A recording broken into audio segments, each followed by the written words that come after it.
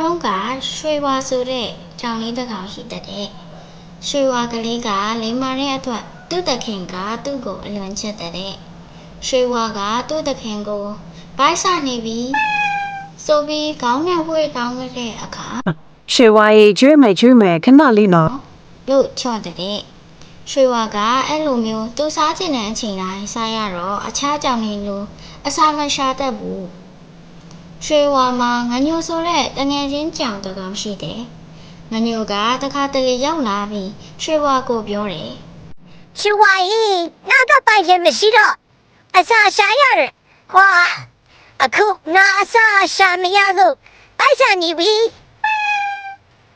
လို့ပြောတဲ့အခါ အေးပါကွာနောက်မှစားကြရည်အများကြီးရှိတယ်စားတော့ပါ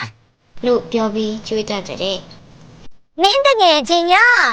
ငါလည်းမင်းလို့တခင်လို့တယောက်လို့ချင်းလိုက်တာကွာ လို့ရွှေဝါငညိုကလည်းပြောလို့ရှိတယ် တနေ့မှာတော့သူ့တခင်ကရွှေဝါကူ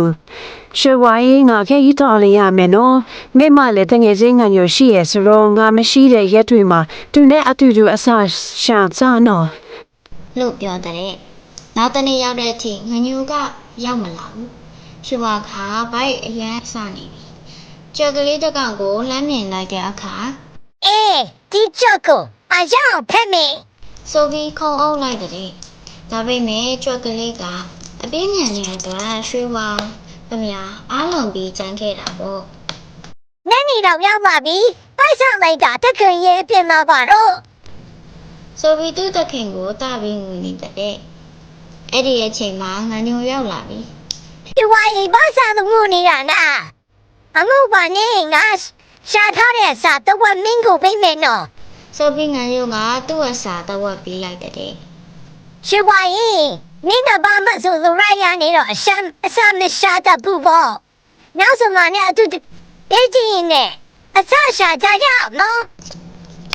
ဒီစတဲ့မာရတဲ့ငယ်ကြီးကနောက်ဆုံးကိုအကူတောင်းမင်းနဲ့အတူလက်ကျင်ပါမယ် လို့ရွှေဝါကလည်းပြောရင်းနဲ့နောက်ဆုံးမှာတငယ်ချင်းနှစ်ယောက်အတူတူပျော်ရွှင်ကြကစားရင်းနဲ့အစာရှာကြပါတော့တယ်